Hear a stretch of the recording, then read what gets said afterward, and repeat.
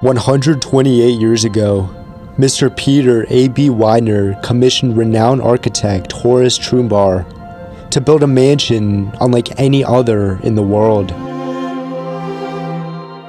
Welcome to Lynnewood Hall. What emerged after 3 years of tireless construction was nothing short of breathtaking.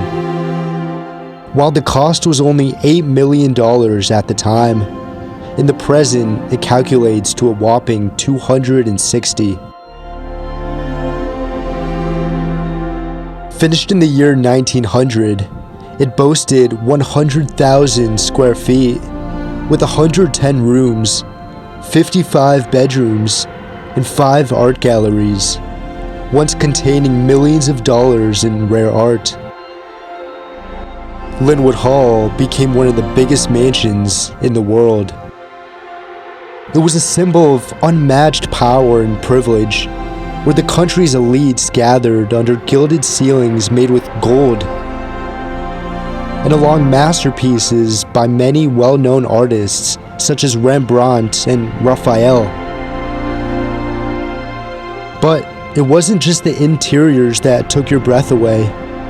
Lynwood Hall was designed to rival the best European estates, with expansive gardens that included fountains, statues, and meticulously planned flower beds. At the time, the grounds were considered the finest in the country. It is ultimately clear that the Widners were no ordinary family, and throughout their legacy even had haunting connections to the RMS Titanic. As we step inside, we'll uncover more about the life and losses of the family, explore the incredible details of this extraordinary estate, and the heartbreaking price of the dreams it once held.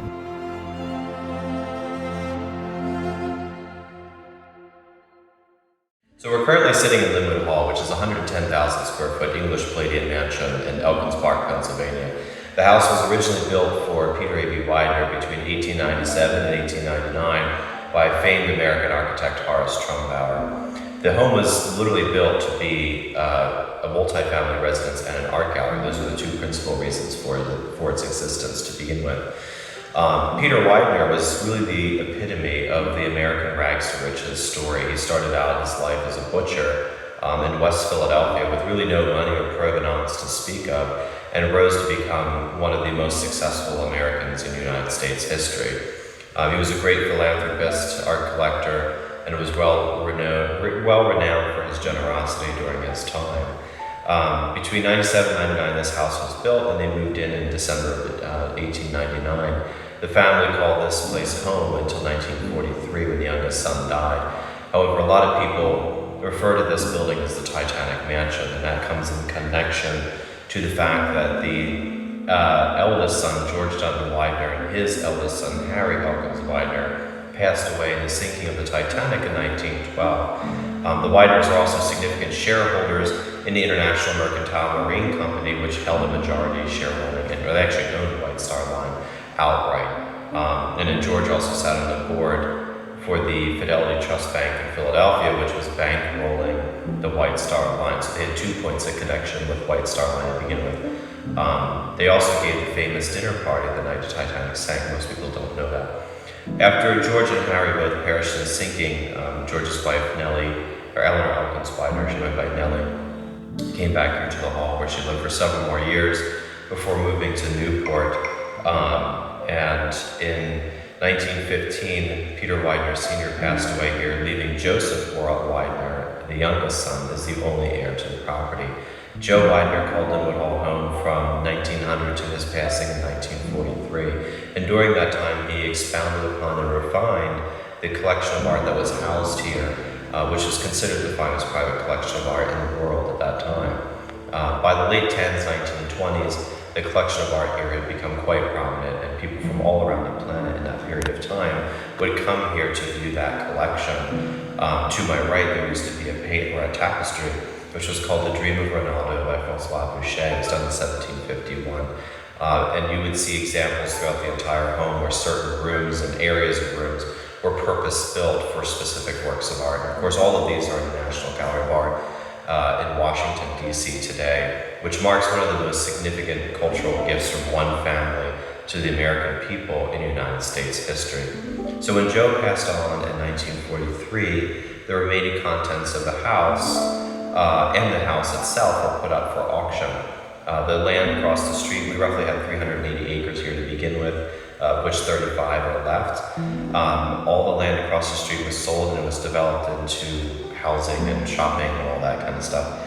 The house was sold again in the late 40s and nothing ever really happened with it. And in 1952, the Faith Theological Seminary, which was headed by Carl McIntyre, purchased the property and they turned the building into the Faith Theological Seminary's campus. FTS used this property quite extensively from 1952 to 1996. In 96, their mortgager, Dr. Richard Yoon, who became their mortgager in 1992, foreclosed on the property and took it from them for non-payment. Dr. Richard Yoon also headed the First Korean Church of New York and intended to also turn this into a seminary for his students. He unfortunately was unsuccessful with that. And for the past 25 years, this building has been sitting vacant and uncared for. That is until last summer. That brings our group into the picture. In 2019, several colleagues and myself formed the Lynwood Hall Preservation Foundation, which is a 501c3 nonprofit in the state of Pennsylvania, with the express purpose of raising the money to acquire the building, stabilize the building and the grounds, and restore them and open it back to the community as a cultural center, art museum, and recreational venue. We were very fortunate to come up with the money to purchase the building, and as of June 2023, the Lynwood Hall Preservation Foundation is now the official owner of this building. And to say that is an absolute honor. We are quite humbled to be here today. And we've already started the work of stabilizing the building. We replaced a lot of panes of glass around the outside to seal the weather envelope. We've done some stabilization to the roof. We put a lot of time and money into the grounds to start remediating that, make it a little bit more appealing from a curb appeal standpoint. We've also put a lot of time into fundraising and planning. As this is the year we embark on really setting into stone what this house is going to look like in the future. So I figured there's no better place to start the whole tour of the inside, where we just finished the interview.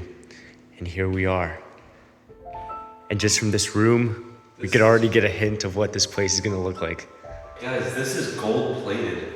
They took gold leaves, real gold, and put it on all the walls here. Apparently it cost millions of dollars. I can't wrap my head around this, guys. This is crazy. Yeah.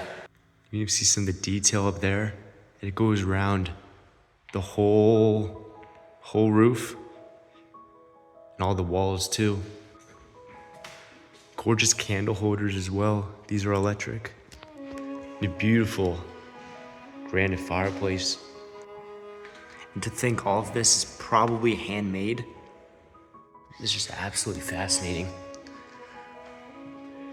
And we're lucky to see this place with power as well, so we can get a pretty cool feel of what this place used to be like. Yo, what do you think? That's beautiful. It is. I like it. I love it. It's amazing. It's mind-blowing, especially this room. Best place to start. What's your favorite part? The main hall for sure.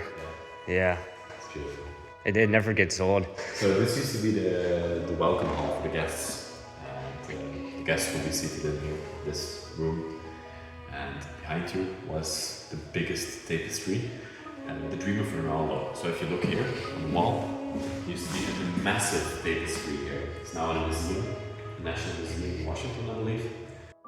As we leave this gorgeous room, we immediately encounter the main entrance hall right here. This is definitely my favorite room in the house, but there's so many gorgeous ones. It's hard to pick really. And these right here are the front doors. And so you could walk out and see all the land that they would have back in the day. And this would span out far past that fence right there. So there would be a lot of it for sure. These gorgeous pillars. You see the fountains and the beautiful driveway right in front too. And this is the view you'd get as you walk inside.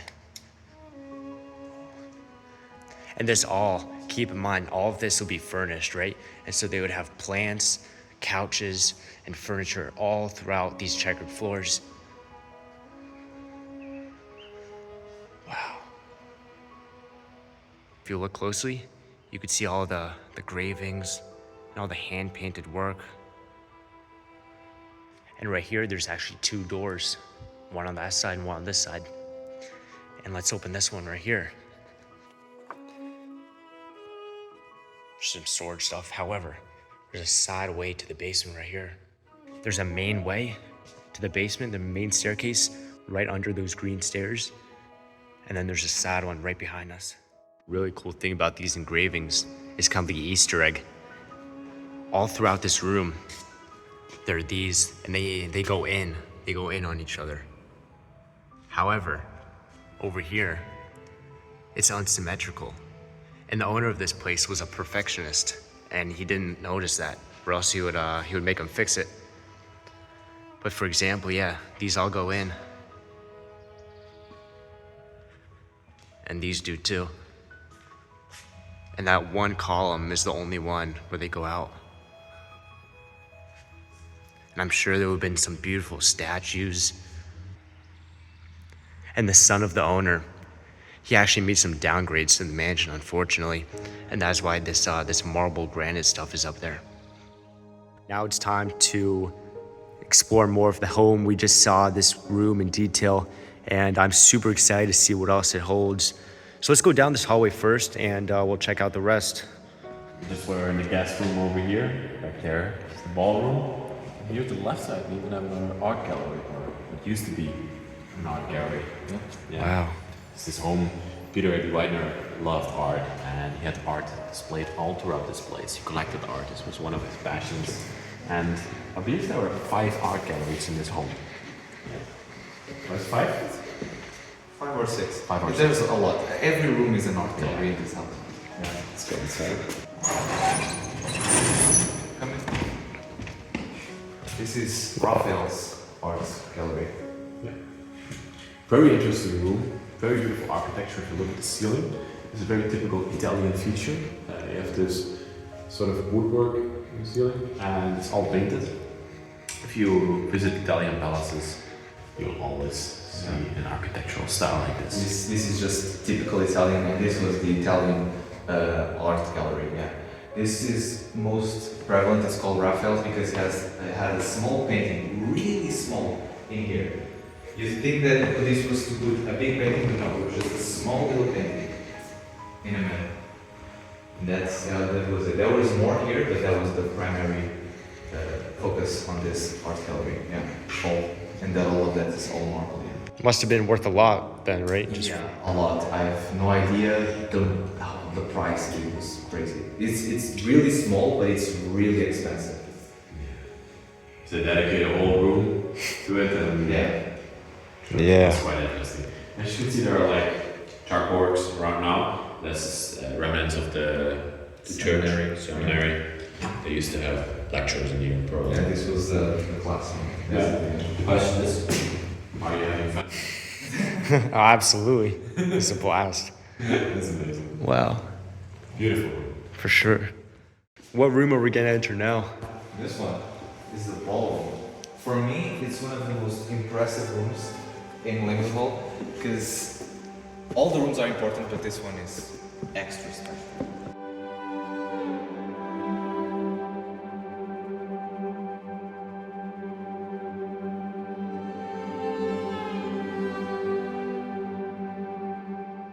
The way they constructed this room is unbelievable. I'm just gonna give you an example. This above here is a medallion. It's a painting that's not painted by quartz or bringing in by quartz. It's a whole piece. So they brought it in before they constructed anything in the ballroom because it's too massive to fit anywhere. So yeah, crazy. And also these chandeliers you see around here, they are not the original ones. Back when the church was the owner of this place, they changed out a lot of things and they sold a lot of important aspects of the building off. But back in the time, there used to be crystal chandeliers hanging here. So it was even more impressive back in the time than we are seeing right now. Hopefully the foundation can bring it back to what it used to be. And that's very important for historical preservation, of course. And all the 3D art, especially about the gravings, you know, especially the babies over there too. Also, there's multiple secrets within the crown moldings. For example, if you take a good close-up to everything, you'll see sunflowers, which is like a flower that I think Peter liked a lot, so it just put it everywhere. And also the instruments, there's instruments of music everywhere in this room. Because it's the ballroom, so they put instruments. Right here we have the fireplace, of course, it's heating. But this is one of the biggest Italian fireplaces that they have in this building. Full marble one as well, and imported from Italy. Beautiful fireplace with, of course, the woodwork above it. And in here, what you see the exposed brick right now, used to be a painting that we are still debating on what it used to be. Yeah, there's like a photo, an old photo of this room that has a painting of Henry, I think. I don't remember, but there's like a lot of debates of which painting was here mainly. Yeah, it's quite interesting. And this is all real gold too, or somewhat real. It's worth like 21 million, right? Yeah. So it's all plated gold, which is real gold, but right now it would be worthless. But back in the time, they also had to purchase this, so they actually put all the gold on there, and it's real gold. Hand painted. Hand painted. This is definitely one of the top rooms in this whole house, for sure. This was the room that people would be invited in because they had massive ball parties in here, like massive parties in here. Like this was the room to be in. Yeah. Yeah, wow. So you had to be top notch. All right, but let's head out of this hallway and go to that one right there. An interesting fact about this is, once you go all the way over here, there's actually a room that's boarded up over there. And if you stand over there, you could look all the way to the other side of the house. It's the longest straight view in any home in the US. And this home has it. So let's cross the beautiful main entrance and we'll see the other rooms. More beautiful 3D engravings on the door frame. And this right here, this door, there's a lot of fake doors. This one is real though. And this one leads into the elevator.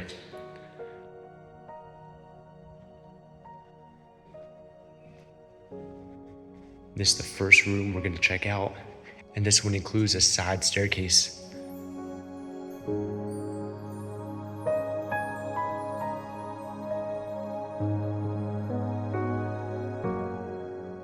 And this leads over to the servants' quarters, right? A lot of small rooms, all of that. Of course, we'll check that out. But I do want to show you guys the cool rooms first. And this obviously goes down the basement. There's tunnels down there too. So I'm going to show you everything down there, everything in this whole place. Super excited. However, the first proper room is this. The main kitchen is actually downstairs, and so this is just a small one, maybe a butler's kitchen. Bunch of space for cutlery. Oh, you could actually see some over here. Whoa. Yeah. And the really cool thing about this is that you look up. Own private library up there. And there used to be a gorgeous chandelier hanging down from here and more lighting up there. So every single room in this house is unique and there's so many secrets to it as well. It's just absolutely fascinating. And this door right here is actually locked, but fortunately for us, we can still get there. We just have to go through the hallway. So we'll do that and we'll be able to see this wing. And I just want to point out, most of the hallways in this first floor do have the checkered flooring. Maybe other than these little partitions right here, but all of the individual rooms, they don't have it. So the checkered flooring is only for the hallways.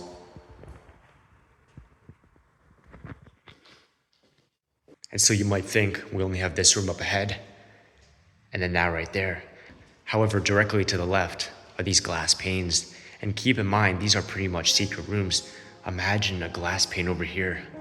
So you could barely tell it's even a door. And if you open this is the cigar room.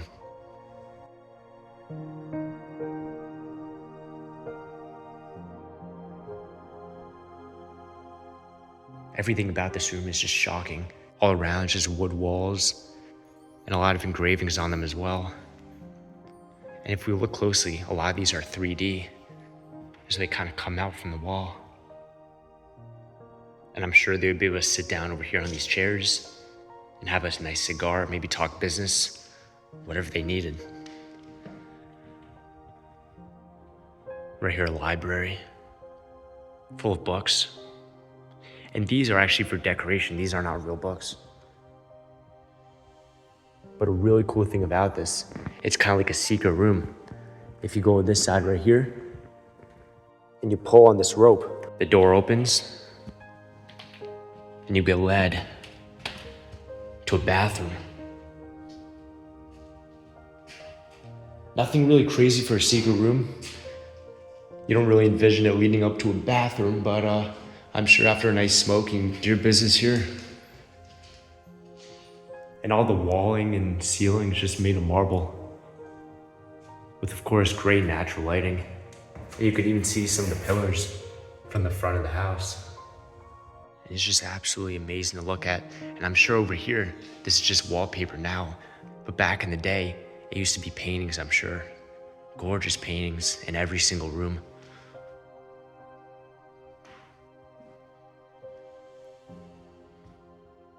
Even the designs on the chairs.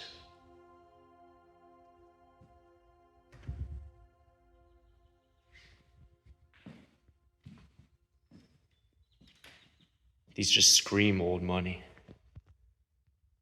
Beautiful flooring as well. And gorgeous carpet under all of it too. And as we come out of the cigar lounge, we have two more rooms. This one is another hidden type room right here. You'll barely be able to tell unless you're really searching for it.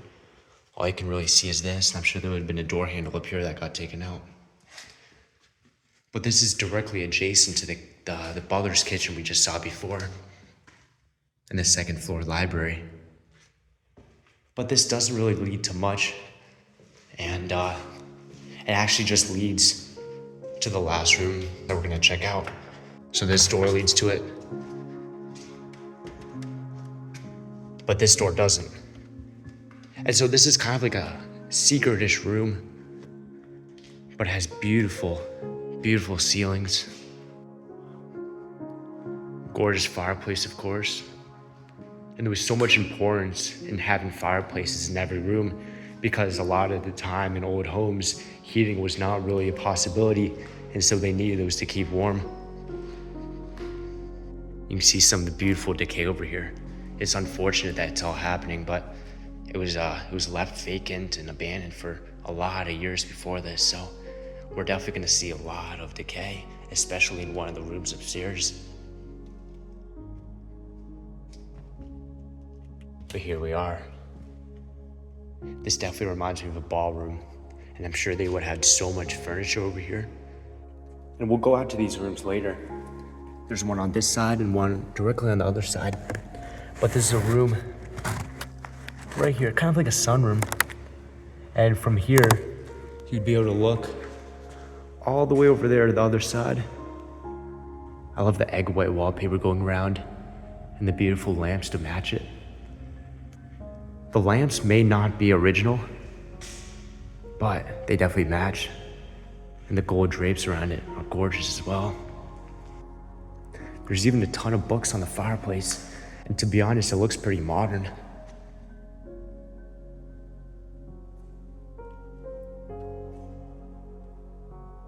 I'm sure a lot of these books are from the church. Look at that. This is most likely when it was still active. And these are the names of the previous owners of this place.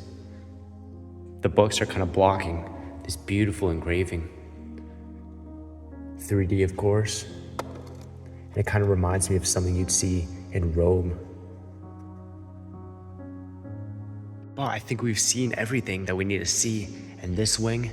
and the other wing. And so I don't think we have anything else to check out on the first floor, and we should go upstairs. So I'm super excited to show you guys, and believe me, there's some really good stuff up there.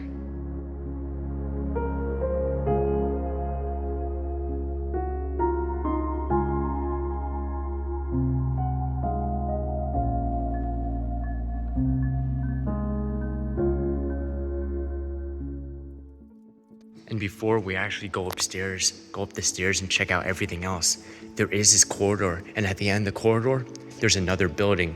And that houses a pool, a boiler room, gymnasium, and all that. And so let's go down here. Actually, right under the stairs is the basement. We'll go there at the end of the video. This hallway is mostly restored. We can see that this is kind of a sneak peek of what this place is gonna look like after it's restored. And yeah, of course at full power, all these bookshelves, thousands and thousands of books.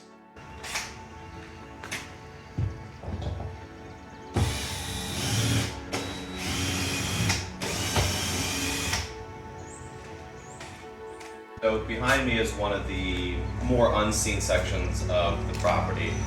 This is the marble swimming pool, which is unfortunately severely decayed. So in the back section of the building, this whole area here was added in 1908, 1909 as an addition. In the late 60s, early 70s, there were a lot of roof leaks that were happening back here, and they weren't properly taken care of, so the water's now come down into the pool area and has really turned it into a wreck. But anyway, it is here. So we have the pool here. We have a 2-story squash court to my right, which is now the room where the furnace is. That's where the seminary put a furnace in the 1950s. To my left, we have 2 dressing rooms on this level. And then on the ground level beneath us, we have a gymnasium and a 4-room marble Turkish bath. So you really have a small sports complex here. And there was a staircase right here that went upstairs to the galleries. Unfortunately, that staircase is no longer there, but it is a really neat little complex here behind me. So let's take a look inside, get a really good view. After we see this, we might check out the basement and see what's down there. So we can't really move forward too much. That is the block that would fall on you. But here's the pool. It's absolutely beautiful, really gorgeous to see. And there is a lot of decay going on. A lot of stuff is down there. If you look on that side, that right there is the locker room. And on that side, I'm sure it's the same thing, but it was blocked off. And right here on this side is the staircase. This staircase, as Ed was saying, leads up to the gallery. And there's another staircase down here.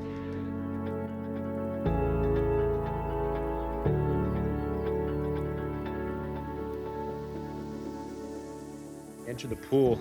I was telling you there is a basement level. I don't really trust those stairs. They are collapsing. However, there is a stairway right over here. So we're gonna use this and we're gonna be able to go down and we're gonna see this room right here, which is the boiler room. And this room back in the day, it used to be a squash court. And right across the street over there, a big power plant to heat this whole place up. But when the church bought it, they turned the squash court into a big boiler room to heat the house and power it. Careful.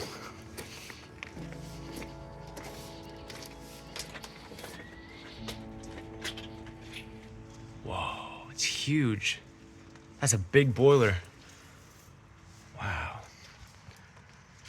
It seems like everything on the walls has fallen, so it's just the original brickwork now. On that side as well. I love the natural skylight up there.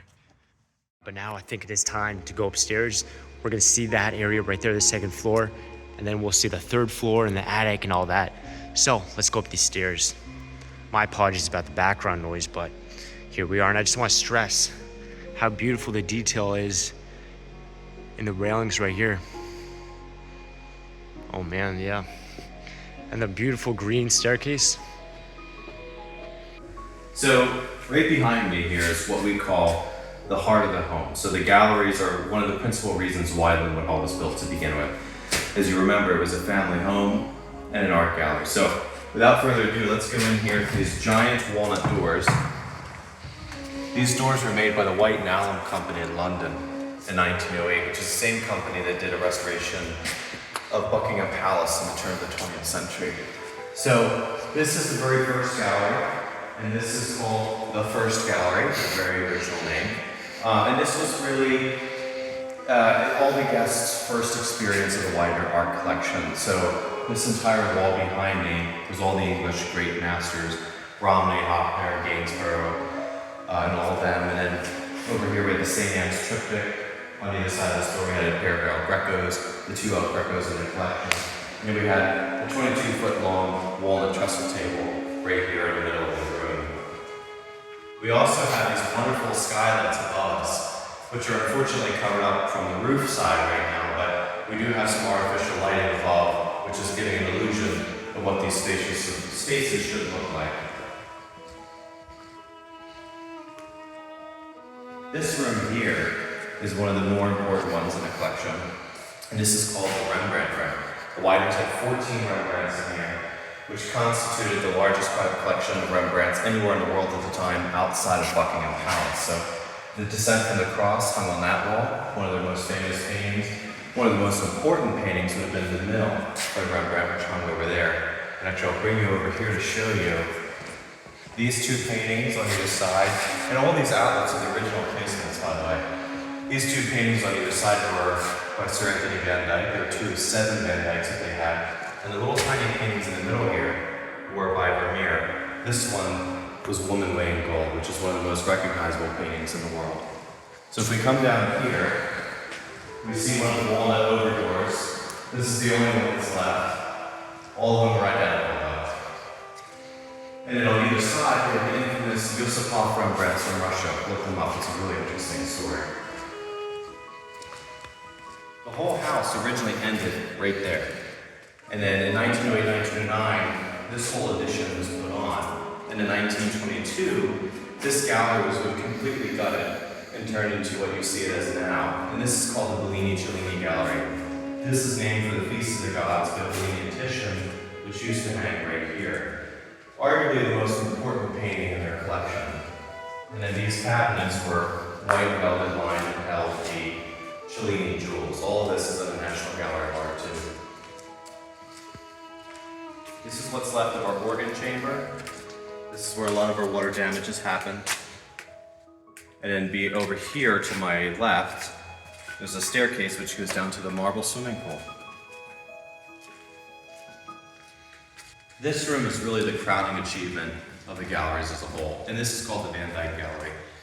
This was especially built to honor Peter Widener Sr.'s favorite artist, who was Sir Anthony Van Dyck, and it had several of his portraits over here, several of them over here. This one, for example, is 15 feet tall. It was of the Marchese Elena Grimaldi Padiano, and this one hangs, again, with everything else at the National Gallery of Art today, where you can see it for free. And of course, there was a fireplace right here, which is no longer extant in the house. This is about 7 feet tall, and above it hung a 1901 John Singer Sargent portrait of Peter AB Widener Sr.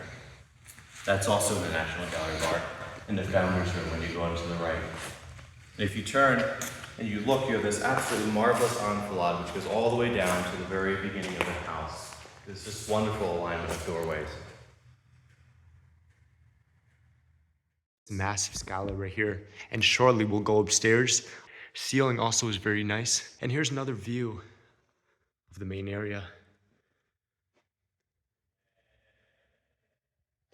Now through these rooms, there's a hallway there and a hallway over here, and these are pretty much servant rooms.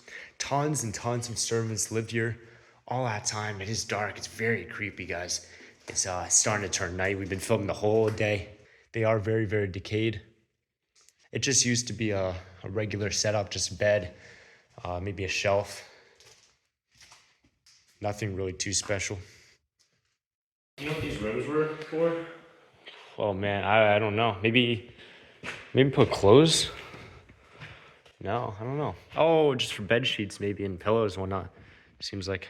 I was just showing them the downstairs portion of this right here.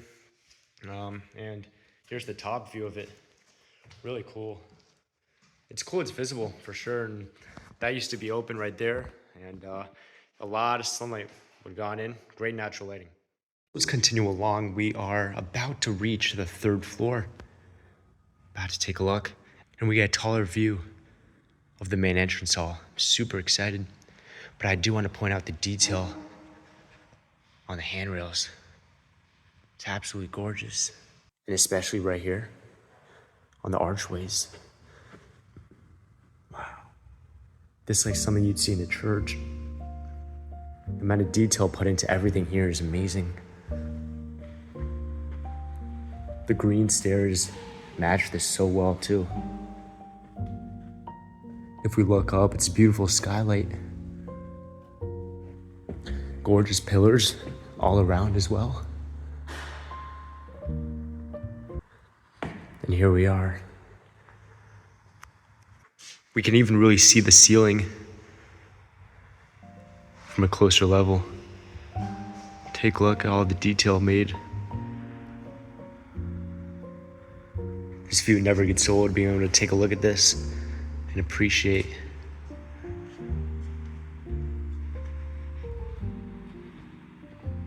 And right there, which is cool, you could even see, it looks like there was a painting over there. And they took it out, so that left a mark. And so that makes me think that in every single one of these frames, there used to be a painting in it. So 1, 2, 3, 4, 5 paintings as you walk up. And we have 2 sections to explore. And this is all gonna be where the owners used to sleep. And so we have this section right here. And then directly across from it, we have that right there.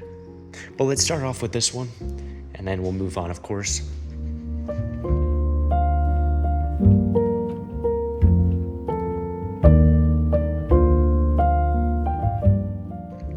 First thing we see, 2 closets on either side.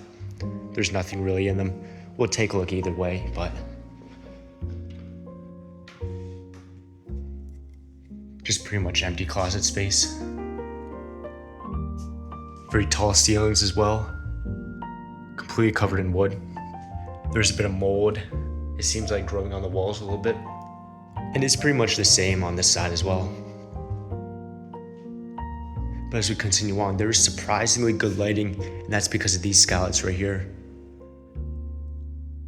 And we could actually go to the attic, and we could see these from up top, which is fantastic.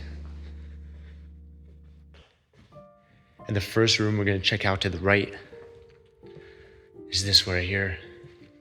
And this whole wing of rooms belonged to the owner, the husband. And then directly on the other side was for the wife. Take a look above the door frames.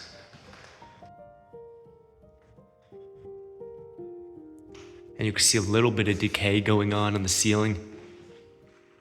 It's very unfortunate. And you can see that this almost came crashing down. It's a huge crack over there. But luckily, the new owners fixed it up. And we're also fortunate enough to explore this place after a little bit of the cleanup happened, right? And so I'm sure a lot of this plaster from the ceiling would have been falling down, but luckily they cleaned it up, so it's all clean. This fireplace was also taken out.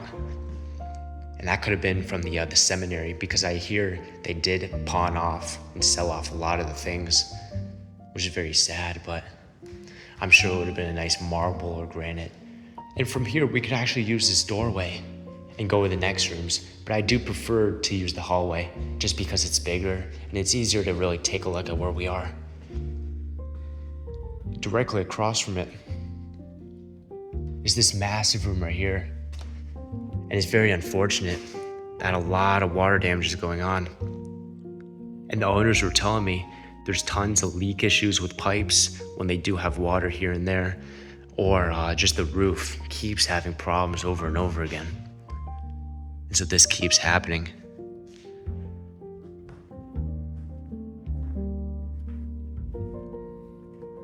Beautiful view of the outside. And a fountain right here that used to be, I'm sure, in operation back in the day. All overgrown now. Now over here, that and that are fake doors. So there's tons of fake doors in this place. However, this one is real. So it's just gonna be a bathroom. Pretty spacious bathroom, very tall ceilings as well. Pretty modern medicine cabinet. I'm sure a lot of minor details were remodeled throughout time. And across from it, just some closet space. And over here, through this door, pretty much the same thing. Let's go back to the hallway. Of course, I want to point out the beautiful handmade designs on the walls. Just flowers, and they stop over here, maybe halfway up. There's nothing special in there. But through here, this is gonna be really interesting. Not this room right here, but the room directly to the left of it. And if we go through this doorway, past these closets, and to the right here, this is the master bedroom. This room is where the owner lived every single day. Look at the crown molding on the top. Unfortunately, the walls are really no more for this room. The fireplace is still here. And you see the careful designs and consideration put into it. And even this right here, which you can get a little bit of an idea of what it used to look like, even though it's being under renovation right now. Here as well.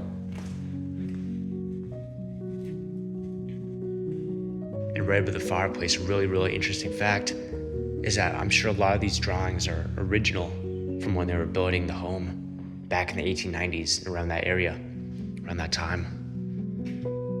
And I'm sure that there was a big maybe painting. One big problem the church created though is that they added this layer of roofing. But the problem is, with this layer of roofing they added, there is no drainage. And so as you can see, all the water just pools up over here and then just falls, cascades down into the room below, which is unfortunately taking a toll for that. And it's being super decayed and there's a lot of water damage happening.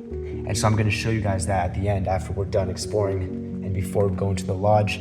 This room right here and the one right across the mansion. We'll be able to see the advanced decay that's going on, unfortunately.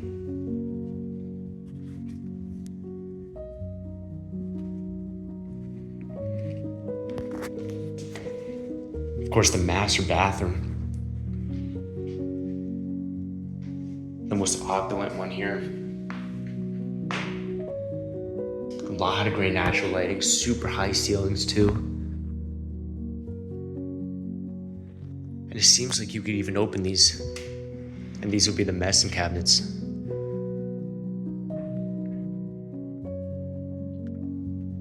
And from here, you could have a grand view. I'm gonna zoom in a little bit. You can see the main hall from here, and the end of the other wing as well. I'm pretty sure that's a bathroom, the last room. So you can see so much of this house from one side to the other. The room directly next to it, maybe another bedroom, some unfortunate water damage, and a pretty modern fan, most likely added by the church. Gorgeous designs on the wall. And another beautiful view of the fountain right there. Through this doorway, there's a little bathroom that both bedrooms share a bathroom. Mostly covered in marble. The bottom part is the top part, just some paint. But massive sink. The sink is huge. And I'm sure there would have been a toilet right over here.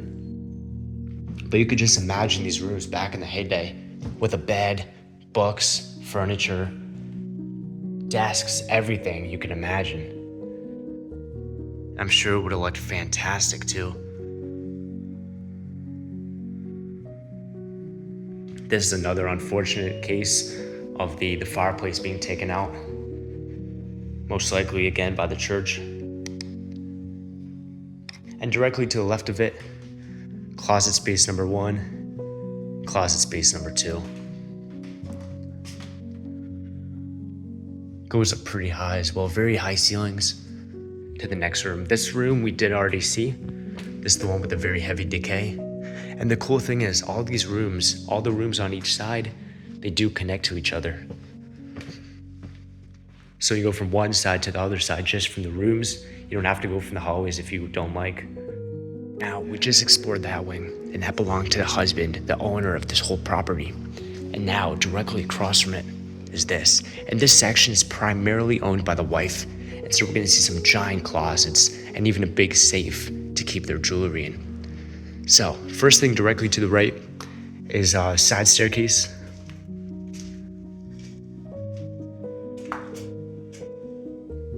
Very cool view from here. And the first room, the first main room, directly across. Gorgeous bed frame too. And a cool, interesting fact about this room is that a lot of famous presidents back in the day, they stayed in this room and used this bed. So that's pretty insane. And I'm sure there would have been a lot of plants, dressers.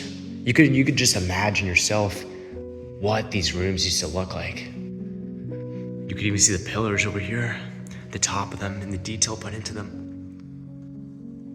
And another view of the land. And the one bathroom as well. This tub is huge too. I'm like 6'2". I sat here, had my legs extended, and they came to about here. Beautiful sink as well. Medicine cabinet. A gorgeous arch right above it. And some tray ceilings too. There would have been a light up there too, maybe a nice chandelier, which unfortunately got taken out. Continue going along. It is pretty much the same thing as the main wing. Less skylights, however. This one only has one, the other had around 4. But let's continue going, and keep in mind, I'm sure all these walls would have been plastered with paintings and different pieces of art. So it really gives you an idea. There's a lot missing from the view, but so much of it is still left. Beautiful blue wallpaper going around. Normal bit decay. Gorgeous detail right here too, on top of the mirror. And on the fireplace as well. Wood burning stove. You give this an open, put the wood in there, and heat the room. Take a look at that. There's even detail inside the fireplace. And that nice bathroom. Pretty basic. I'm not feeling this one too much. The sink does look pretty old though. It's retro feel to it. Yellow wallpaper up top. And another view of the outside of the place. This is the side. And right over there is the pool house. On the other side of the room as well is this bathroom. So this room is attached to 2 bathrooms, which is pretty interesting. It shares it with this room right here. Wow. And this room is very, very special as well, very historic too. These are portraits made while the original construction of the home was underway. And so these paintings, these drawings are over 100 years old. More than that even, maybe even 200. And this right here is the portrait of the chef who cooked all the meals. And this was right behind this mirror. So they took the bottom part of the mirror out. Fireplace has been taken out as well. And I think either this room or that room across was the wife's room. But directly to the right, gorgeous bathroom, blue wallpaper, tray ceilings. This one, a lot of it was gutted, only the toilets left, but I'm sure the bathtub would have been over there. Maybe a sink in that corner or this corner as well. And then these are the light switches. You'd press this to turn on, then press to turn off. And there is a difference between this room and the other room. And this room has a lot more detail put into it. And that's why I think this is definitely the wife's room.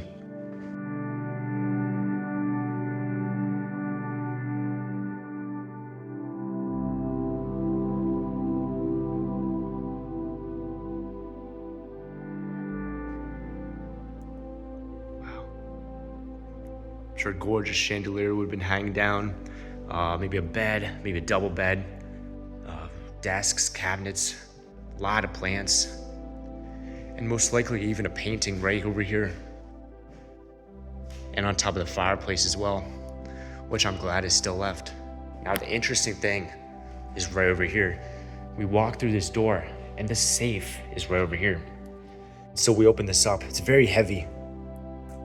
And this is where she would keep all her jewelry and very, very fine goods. Even this requires another key to open. I'm sure here she would have kept bracelets, rings, tons and tons of expensive jewelry all throughout. And this room right here, there is a special name for it, but I forget. It's some French word, I'm pretty sure. But this is the room. This isn't a bedroom. This is a changing room. And yeah, that's why all the mirrors are here. And so you could change and take a look. Beautiful paintings on top of each of the door frames. And there is a very interesting thing about this room right here. Since there are so many fake doors in this place, for so long, until the people restoring this place bought the property, this was closed and this was sealed shut. And so they thought it was just another fake door. However, if we go in here, my apologies if it's dark, there is a skylight. And so they were up in the attic and they saw this skylight from above and they were wondering, oh shoot, where does it lead? And so yeah, that's how they found out. And they opened this door, which they thought was fake. And yeah, here we are into this bathroom. So this is a view not many people have ever seen. And this door has recently, very recently been opened. Wow. So yeah, very, very rare find right here. So we just made our way up to the attic. And right here, you might recognize this view. This is the main hallway. And although there isn't a skylight anymore, I'm sure this area used to be open. There is a light to kind of simulate the effect that would have had back in the day. But there is a very interesting story about this attic, and there's some rumors of paranormal activity here. So, when people have been going around here a while, there's a couple stories, and it usually has to do with the little girl that was here. There's like an old photo of a little girl sitting right in the middle of the house, kind of like Abraham Lincoln in the White House on the penny. That probably wasn't the White House, but you know what I mean. So basically, people say they've seen the girl without even seeing that photo. They describe her dress, her ponytails, you know, everything about her. It's a bit creepy. Basically, for example, up here, I think there was a guy who was like working on the roof or something, and he's like, oh, he was asking Ed, and he's like, oh, were you guys giving tours to kids? I heard some kids laughing upstairs, and there were no kids upstairs. Pretty creepy, right? There's a couple more stories. There was a kid up here with his dad, some real estate guy, I think, and his kid and the wife was actually there too. And she said, the kid said, and the wife said they saw a little girl up here. And the wife said it later because she didn't want to sound crazy. Pretty creepy. So a couple people have seen like a girl coming around here. Somebody saw the girl in the tunnels too. I haven't seen anything, but who knows? Maybe she's around here right now, you know? Oh. I was thinking about playing a little prank actually on people who didn't know that I was told that. I was gonna say, did you guys see the girl? But everybody kept telling me the exact same story here, so I ended up not being able to play that prank. There's not a lot to the attic to really see. There was the part we were just at, and then this right here. And this is just where the skylights are pretty much. Yeah, right here, skylight. And back in the day, you used to be able to open all this, and a lot of natural lighting will be able to come down. So, and that's pretty much all the attic is not really anything too special. Right now, right behind the staircase is the stairs down to the basement. And all this time, it's been completely dark, but we got Ed to put the lights on, so now we'll be able to go down there and see what's up. It's really, really cool too. There's tunnels that go underneath the whole property and all the way down to the fountain. So it's gonna be super cool. So right now we're standing in the basement hall, if you will. We're underneath the Great Hall right now, which is immediately above us, and the grand staircase is over here. We have the main bathrooms for the women and the men down here. This is what would have been used during events. Behind me we have the main kitchens, pantry, walk-in freezer room, servant dining room, elevator, servant staircase, plenty more rooms back there. On the other side we have servants' billiards rooms, a lot of servant bedrooms, and in the wine cellar as well, also including the upholstery shop and small motor repair shops. So they did all that stuff in the house. And then directly behind you is the walk-in silver vault, which we can take a look at right now if you want. So the vault is actually pretty cool. Joseph Widener, Peter Widener's son, was huge in the equestrian world. Even to this day, people are very familiar with the name Widener. And he had won lots and lots of trophies over the years. Some of them were gold, some of them were silver, all of which were stored in here. So this entire room was created just to protect, but also display these trophies. So let's take a look at this. Whoa. This entire room is made of railroad steel, and you have these giant vitrines, curio cabinets, whatever you want to call them, with this beautiful black velvet backing in here. So this is where he would display a lot of these trophies, and I don't know what was in these drawers, probably, you know, documents pertaining to whatever.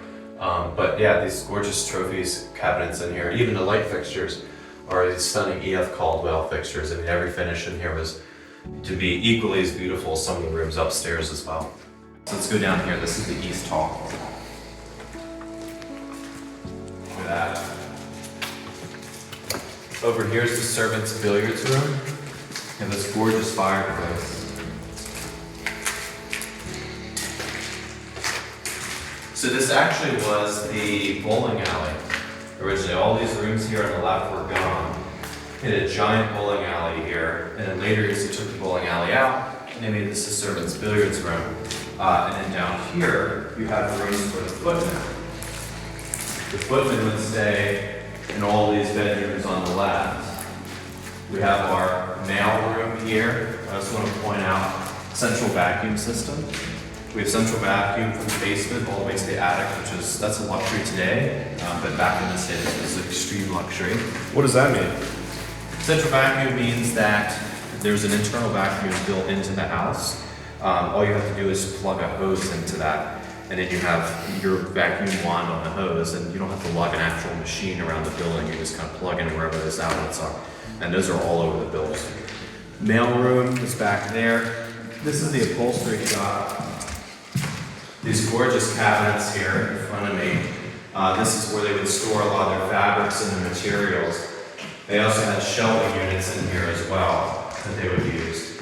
But essentially, whenever they needed something made of linen nature, it would all be done here. They had their napkins, their tablecloths made in-house. They would make, they would reupholster furniture in here as well. It's really quite an extraordinary feature to have in one's building.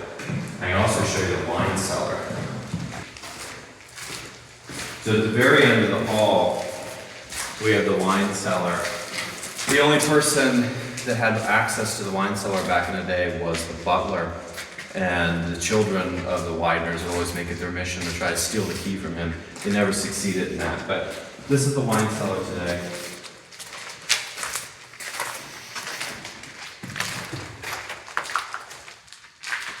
It's a relatively simple space. I'm not sure how much of this shelving is original. I doubt most of it is, but to give you an idea of some of the stuff that would have been stored in here, we had 50-some bottles of absinthe. I mean, they had, I believe, a combination of 200 to 300 bottles of Clicquot champagne. They had 690 bottles of gin. They had about 300 and some bottles of brandy. So it gives you an idea of what was in this room, which is pretty fascinating at the time.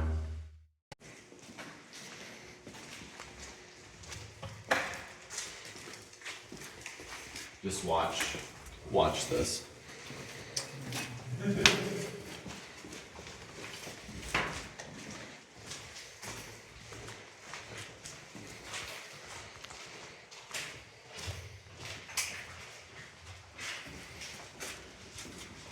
It's really cool.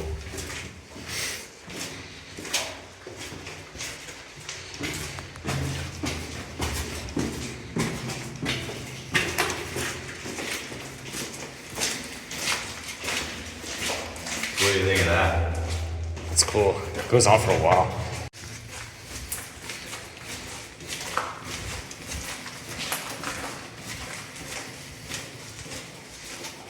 These are your side access tunnels.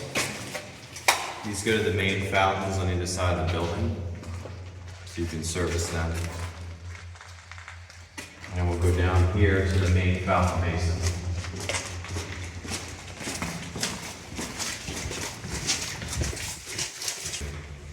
Yeah, that's your pump room down there. It's a little bit flooded right now. And in your main fountain basin, this is the main fountain basin. There's a frog right there. You see him? So look how deep it is. You see how deep it is? He went all the way down there to the bottom. There he is. See him swimming down to the bottom? Oh, yeah. It's about 12 feet deep in total. It's about 32 foot in circumference. This is a giant turbine fan. This was put in 1915, 1916, when this was all finished out. And what this does is it draws in fresh air from the ventilation system over there.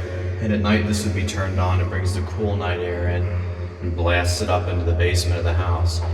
And at night they would open up all the louvers on the roof and you let science settle in. All the hot air rises, the cool air is getting sucked into the basement, and it cools the house at night, so it's not that hot in the summer.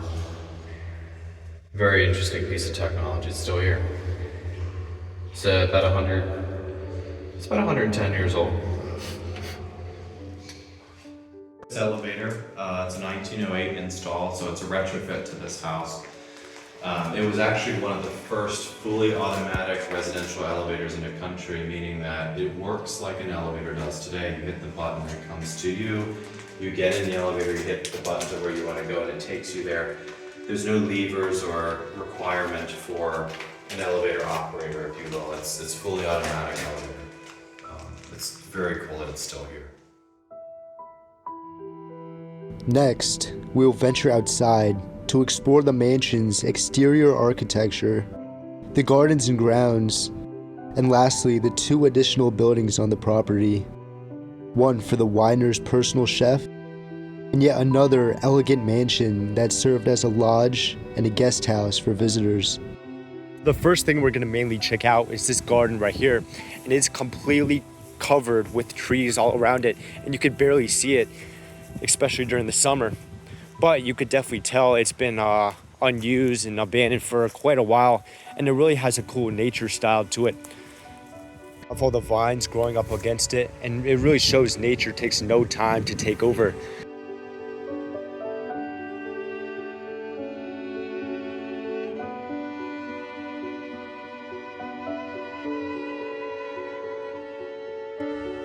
And Stringer Media is actually here as well. We're gonna be checking the place out together.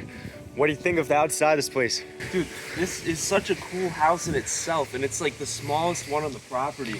This was used by the chef. He actually got arrested by the Secret Service because he bought stolen guns that were apparently of historical significance of some kind. And the owner of the mansion was pretty upset his chef got arrested. I think they sorted it out though, because he purchased it, the chef purchased it from somebody else who stole the guns. So the chef ended up kind of coming back here and staying. But having a house like this just to be a chef, I think it's pretty cool. Let's go see what's inside. The front, it's like a very, very mini version of Lynwood Hall. You can see the 2 pillars going down, and nice 2-floor place with a basement too. It is very unstable inside, as I've heard. So let's take a quick look, maybe from the door. Oh man, yeah. As soon as you walk in, you can be greeted by the stairs, and they are definitely kind of falling. You can see a giant slope over there. I don't know if I trust these floors at all. Yeah, I don't know, but wow. But let's head to the back of the home. This sign right here that was actually owned by the seminary who owned this property back in the day after the original owners, that's still left over here. It's just a reminder of, you know, the past owners and everything. But let's head to the back right here, and we'll take a look at another view of the inside of this home. And even though the back of the home isn't as nice as the front, we can still see the opulence around it. All the way over there is the kitchen. We can see it still has power, which is insane. And if we look down, we can see giant slope. It's not safe at all. This is about to collapse right into the basement right there. But it's a quick overview of the place. It's really nothing too special at all, but it is definitely a great place to live in for the chef. And so this was a lodge or even like a guest house for a lot of the people that stayed on the property. And it is still pretty big. It looks like a mansion on its own. And I hear it's about 20,000 square feet, which is the size of a lot of regular mega mansions. But let's head over to the front door and see what's inside. Take a look at some of the detail right there, even on the door frame and pretty much all around right there. And this is 3D as well, so that's even more rare and harder to make. But let's go through these double doors and let's see everything that's inside this place.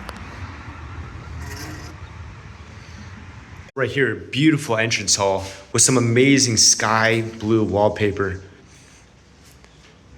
Wow.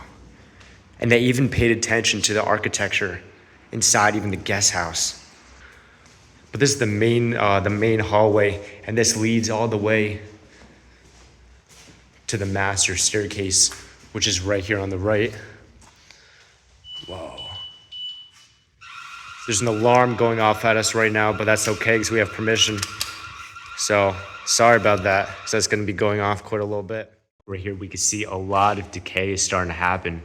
It's an unfortunate consequence of the neglect that this building especially had. And so it is very good that they are going to restore this place. Wow, this is amazing. I know we just saw Lynwood Hall and all of that, but this is just obviously not as nice, but you know, it's still up there for sure. Reminds me of France. Yeah. Take a look over here though. Looks like something that the church had originally. Right, yeah. The Army and Navy of the United States. Patriotic sacrifices. Interesting. Has a great view too, the beautiful staircase. I can't wait to go up there and take a look and show you guys some of the main rooms. But take a look at some of the architecture right there, right on the board of the wall and the ceiling. Wow. This is probably all hand carved too, right? Oh yeah. Wow. So much detail and time went into this place. For sure. I'm very happy they're gonna save it. Mm-hmm. No doubt about it. I'm just in awe. Right behind is this giant room. And fun fact, this building was mainly used for the church. That was its last purpose. And Kaiser, you were saying something about how this was a big giant room, but they made a lot of divisions to it, right? Yeah, a lot of additions. They basically, all this wall here did not exist. It was just a huge room. This was originally lived in by the son and the daughter of the father of the mansion. Of course, a little bit before that, they used this kind of as a stable. They had horses at first for about 10 years, and then German shepherds. And after that, it was lived in by the son and daughter until the church bought it. And it's amazing over here, especially on the windows. You can see all the overgrowth happening. And I always love seeing this. And the beautiful woodwork going around too. And it's amazing how none of this has been smashed. All the windows are still intact. And take a look up there, right on the door frame. So I think it is time to go upstairs and take a look at what's going on. Look at that right there. I thought that was a skylight at first, but it is not. I'm sure they used to have some lights up there and used to illuminate this area very, very well. Very beautiful handrails too. And Kaiser was right. This definitely does remind me of France and Italy and European manners for sure. I could already see a lot of these rooms and a lot of the hallways are very severely decayed, a lot of water damage going on. However, I could see they are putting up stilts with these wood bars right here, which is kind of helping to keep the roof up and preventing it from collapsing. So it's really good for sure. But I'm sure a lot of these used to be bedrooms. And one of the rooms all the way over here in the back of this hallway used to be a nursery. So we'll go that one right now. This one right here. Wow. It's still huge. I can't believe this. The individual paintings on top of every door frame. Take a look at this fireplace.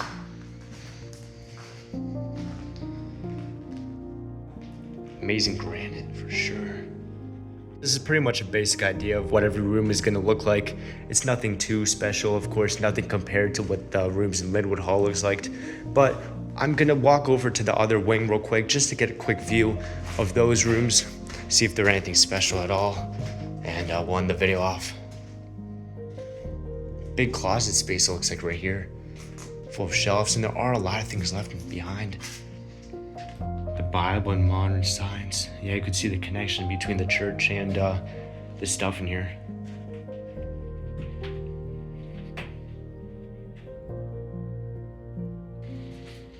Beautiful archway as well. Gorgeous paint peel too.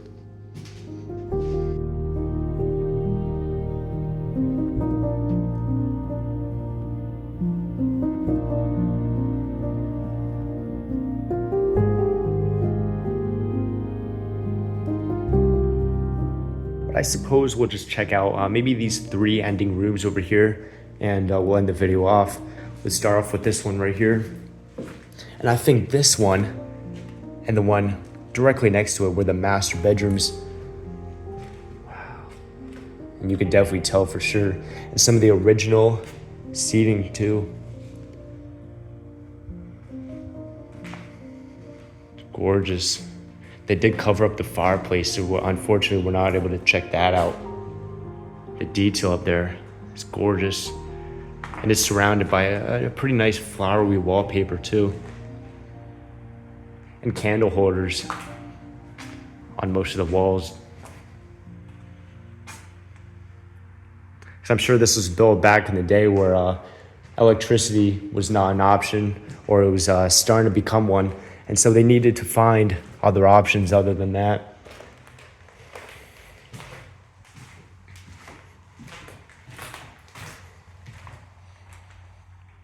Wow. Just simple upstairs kitchen and these 2 remaining rooms over here.